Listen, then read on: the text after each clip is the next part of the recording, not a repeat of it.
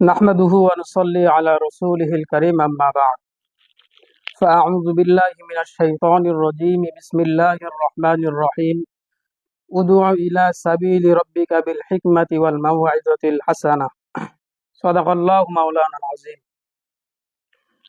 আজকের বক্তা ও দায়ীদের উদ্দেশ্যে শীর্ষক সেমিনার।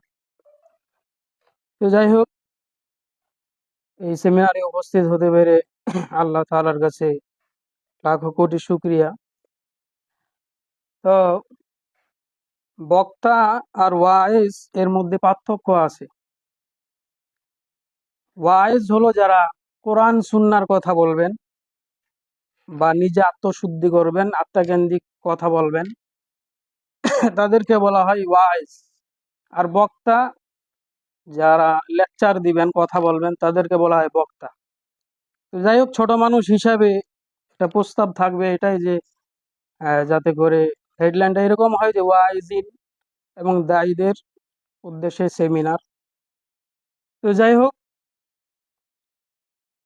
ওয়াইজ হওয়া এটা আল্লাহ তাআলার জন্য হওয়া, এটা বড় একটা ইবাদতের অংশ।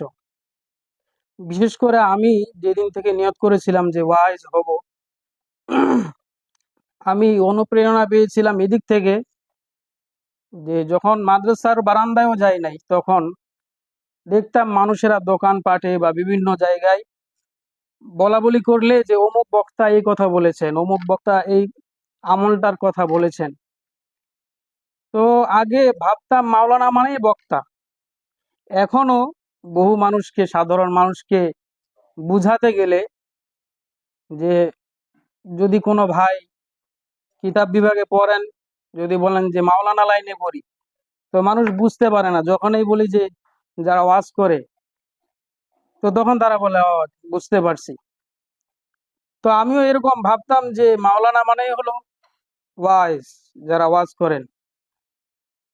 তো মানুষও তাদের কথাই বেশিরভাগই দোকানপাটে বলেন যে অমুক আমলের কথা বলছেন।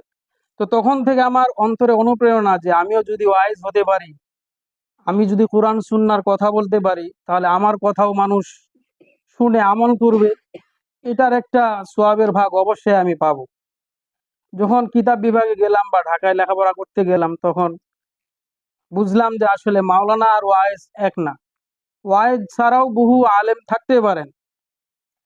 তো তখন ভাবলাম যে যারা দর্স তাদরিস দেন তাদের তো একটা মহান কাজ, ঠিক আছে, পাশাপাশি যদি ওয়াইজ হওয়া যায় তাহলে জনসাধারণের মাঝে বিভিন্ন আমল আখলাক এগুলোর কথা তুলে ধরলে আরো বেশি সওয়াব পাবো তারা যদি আমল করে। তো এদিক থেকে অনুপ্রেরণা পাওয়া আর কি। তো ওয়াইজের ক্ষেত্রে কয়েকটা বিষয় আমি বসে বসে পয়েন্ট গুলো লিখছিলাম আজকে। এক নম্বরে আমাদের ইখলাস থাকা জরুরি। কথা বলবো ইখলাসের সাথে, আল্লাহ তাআলার সন্তুষ্টি অর্জনের জন্য আমার কথাগুলো হবে।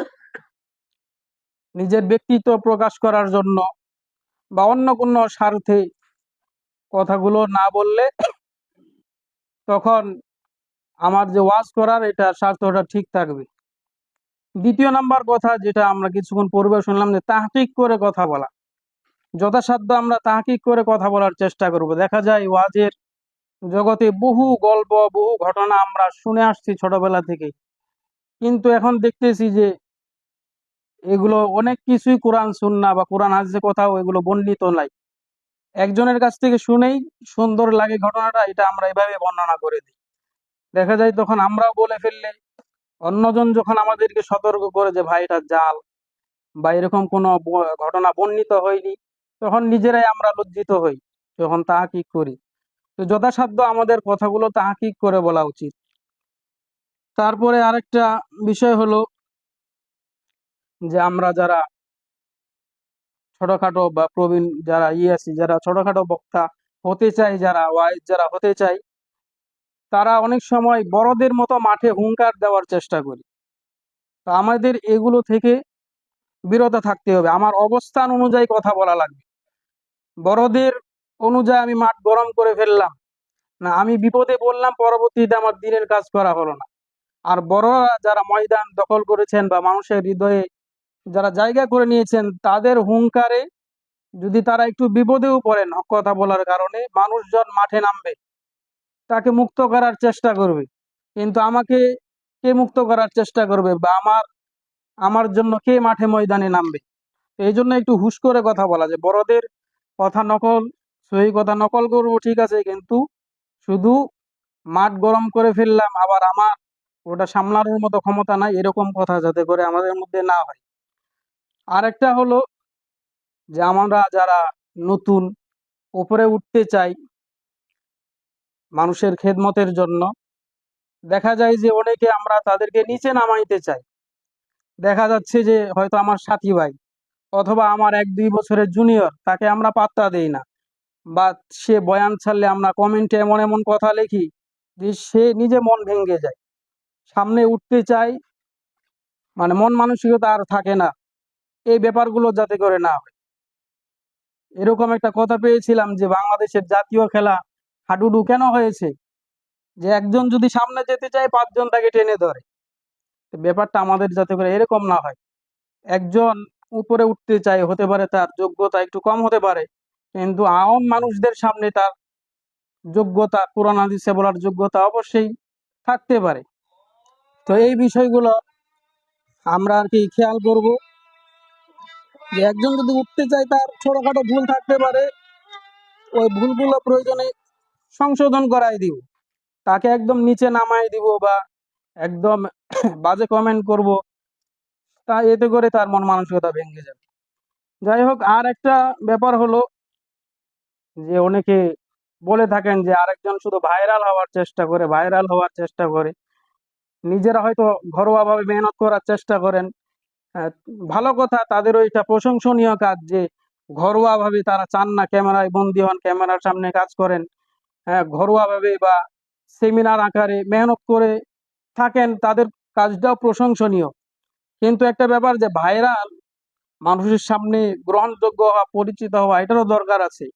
আমরা শুধু যদি ঘরোয়াভাবে কাজ করি, আর ঘরোয়াভাবে কাজ করি, মানুষের সামনে পরিচিত না হই, তাহলে দেখা যাবে এই ময়দানটা বাতিল সম্প্রদায় যারা আছে তারা দখল করে নেবে। মানুষ এখন ওয়াজ মাহফিল করবেই।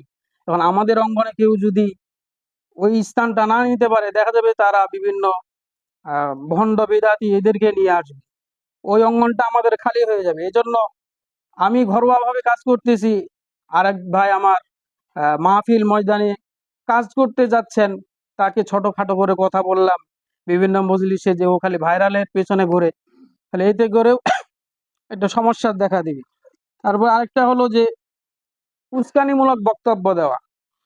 উস্কানিমূলক বক্তব্য দিলে কতটুকু দিনের ফায়দা হবে এটা আমাকে খেয়াল করা লাগবে। উস্কে একটা কথা বলে দিলাম, মানুষের মধ্যে ফিতনা সৃষ্টি করে দিলাম, দেখা যাবে যে তখন কাজের চাইতে ফিতনাটাই বেশি হয়ে যাবে, এতে দিনের আরো বেশি ক্ষতি হবে, এগুলো খেয়াল করা। এরপরে আরেকটা বিষয় তো আছে, হাদিয়ার যে বিষয়টা, এরকম বহু ব্যাক মানে কি বলে খারাপ রেকর্ড শোনা গেছে যে বহু বক্তা এত টাকা না দিলে স্টেজে উঠবে না, এত টাকা না দিলে স্টেজ থেকে নামবে না। এই যে ব্যাপারগুলো, এগুলো মানুষ খারাপ চোখে দেখে, এবং বহু মানুষ এইরকম বলে থাকে যে তারা 60,000, 70,000 বা এত হাজার টাকা নিয়ে ওয়াজ করার জন্য আসে, তাদের কথায় কি হেদায়েত আসবে? আর আমরা বিনা টাকায় দাওয়াত দিয়ে বেড়াই, তা আমাদের কথায় হেদায়েত আসবে না? কিন্তু বহু ওলামায়ে কেরাম যে তারা অল্প টাকায় মাদ্রাসার খেদমত করেন, অল্প টাকায় দিনের খেদমত গুলো আঞ্জাম দিয়ে যাচ্ছেন, এই দিকটা কেউ দেখে না। শুধু ওয়াজের লাইনটা একটা দিক দেখেই তারা ওলামায়ে কেরামের বদনাম করা শুরু করে দেয়।